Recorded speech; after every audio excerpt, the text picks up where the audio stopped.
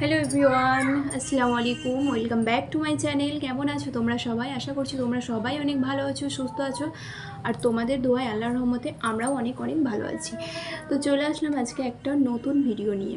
তো আজকে তার আগে বলে দিই, কোনো ব্লগ ভিডিও নিয়ে আসিনি। আজকের ভিডিওটা পুরোপুরি অন্যরকম একটা ভিডিও, মানে আজকে এসেছি মেকআপ ভিডিও নিয়ে।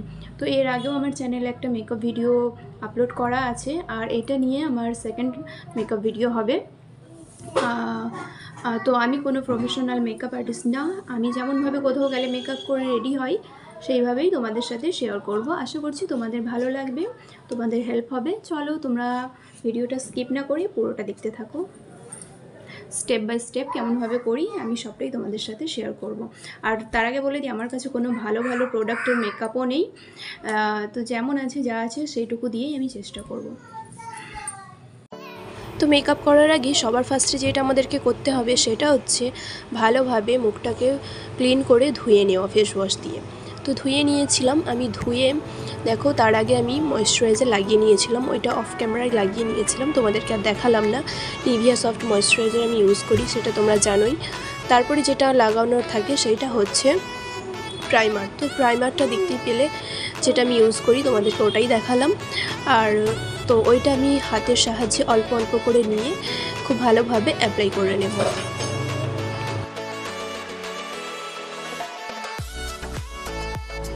তো এটা লাগিয়ে কিছুক্ষণ ছেড়ে দেবো, যাতে করে এটা খুব ভালোভাবে মুখের মধ্যে অ্যাবসর্ব হয়ে যায়, একটু শুকিয়ে যাক। তারপরে আমি লাগাবো হচ্ছে ফাউন্ডেশন। আর এইদিকে দেখতেই পাচ্ছ আমার ছেলে আমাকে বিরক্ত করছে।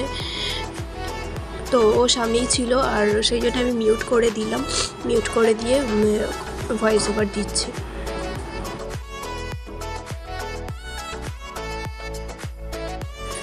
দেখতেই পাচ্ছ আমি ফাউন্ডেশনটা নিয়ে নিয়েছি। ফাউন্ডেশনটা নিয়ে আমি আমার ফিঙ্গারের সাহায্যেই কিন্তু মুখের মধ্যে লাগিয়ে নেব। আমি কোনো বিউটি ব্লেন্ডার ইউজ করছি না, হাতের সাহায্যেই দেখতেই পাচ্ছ আমি খুব ভালোভাবে ফাউন্ডেশনটা অ্যাপ্লাই করে নিলাম, আর খুব সুন্দরভাবে কিন্তু অ্যাবসর্বও হয়ে গেছিলো।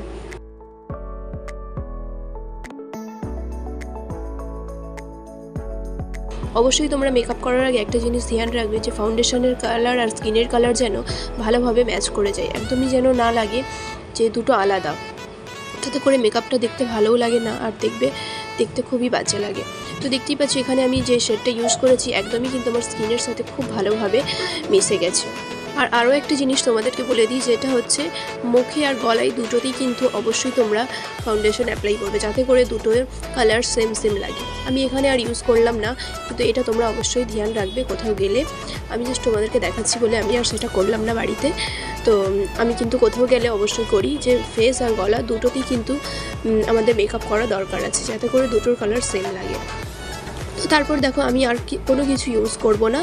তো ফাউন্ডেশন লাগালাম, তারপরেই আমি যেটা ইউজ করলাম সেটা হচ্ছে ল্যাকমির এই যে লুজ পাউডারটা। আর আরও একটা জিনিস যেটা তোমাদেরকে বলবো সেটা হচ্ছে, তোমরা কিন্তু অবশ্যই এই ল্যাকমি রোজ পাউডারটা একবার ইউজ করে দেখতে পারো, কেন কি এটা আমি নিজে ইউজ করেছি, এটা সত্যি অনেক অনেক ভালো। তো সেই জন্যই আমি তোমাদেরকেও ইউজ করার জন্য সাজেস্ট করব। মেকআপ করার পরে এটা তোমরা যদি ইউজ করতে পারো, তো মেকআপটা দেখবে খুব ভালো কিন্তু থাকে, আর একদম খুব ভালোভাবে সেট হয়ে যায়।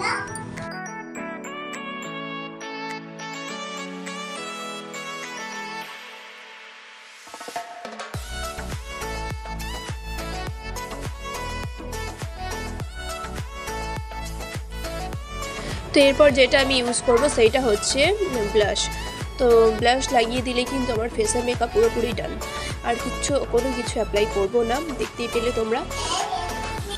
আর ব্লাশ করার আগে সব থেকে তোমরা ধ্যান রাখবে যে ব্রাশের মধ্যে যখন ব্লাশটা নেবে, তো অবশ্যই কিন্তু ব্রাশটাকে এইভাবে দুবার ঠুকে নেবে, যাতে করে উপরের যে অংশটা থাকে ওইটা ঝরে যাবে, তাতে করে ব্লাশটা খুব ভালো হয়।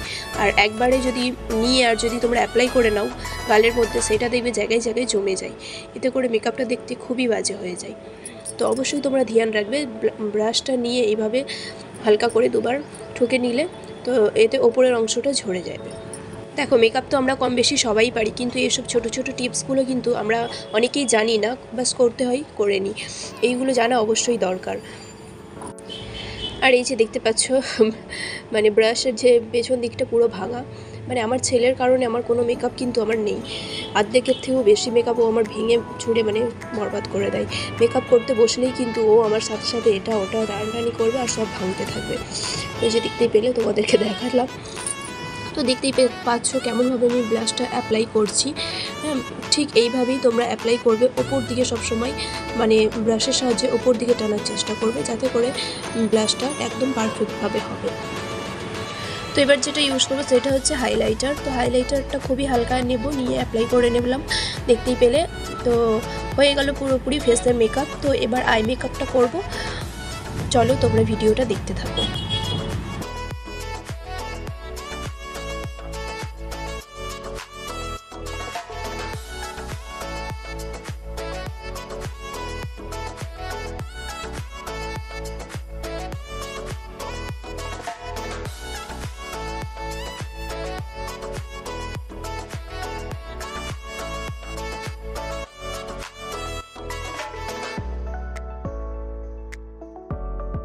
তো এবার যেটা করবো সেটা হচ্ছে সব থেকে মোস্ট ইম্পর্টেন্ট আই মেকআপ। তো আই মেকআপটা আমি একদম লাইট করব, যেহেতু এটা কোনো মানে পার্টি মেকআপ না, একদম নর্মালভাবে যেমনভাবে আমি রেডি হই সেই মেকআপই তোমাদের সাথে শেয়ার করছি। তো লাইট পিচ কালারের আমি একটা শেড নিয়েছি, আর দেখতেই পাচ্ছ আমি আমার ফিঙ্গারের সাহায্যে আস্তে আস্তে করে এটাকে অ্যাপ্লাই করে নিচ্ছি চোখেতে।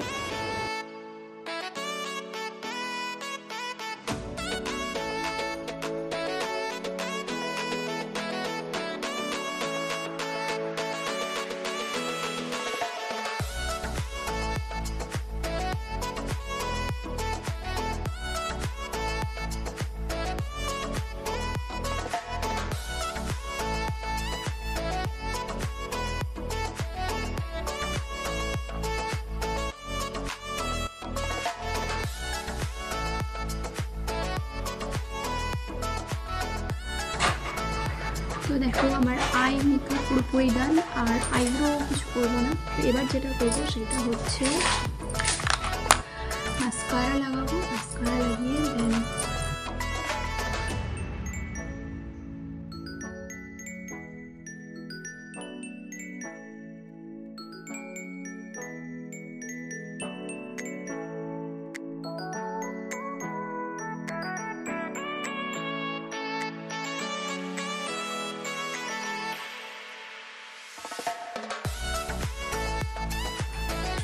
এর সব শেষে যেটা করবো সেটা হচ্ছে এই যে লিপস্টিক।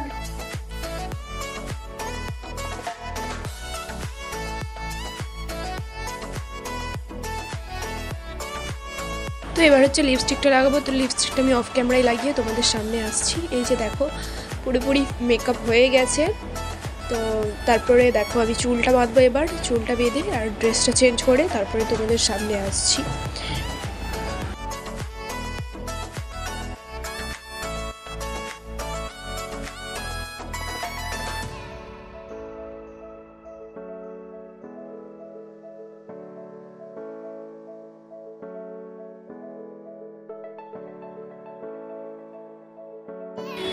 তো এই যে দেখতেই পাচ্ছ এটাই হচ্ছে ফাইনাল লুক। তো চুলে কোনো হেয়ারস্টাইল করিনি, তো চুলটা এইভাবে খোলাই ছেড়েছিলাম।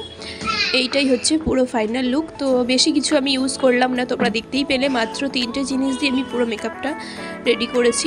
তো তোমাদের যদি ভালো লাগে অবশ্যই তোমরা ট্রাই করবে, আর কেমন লাগছে মেকআপটা সেটাও কিন্তু কমেন্ট করে জানাবে। তো চলো সবাই ভালো থাকবে, সুস্থ থাকবে, আল্লাহ হাফিজ, বাই বাই। দেখা হচ্ছে আবার নতুন একটা ব্লগ ভিডিওতে।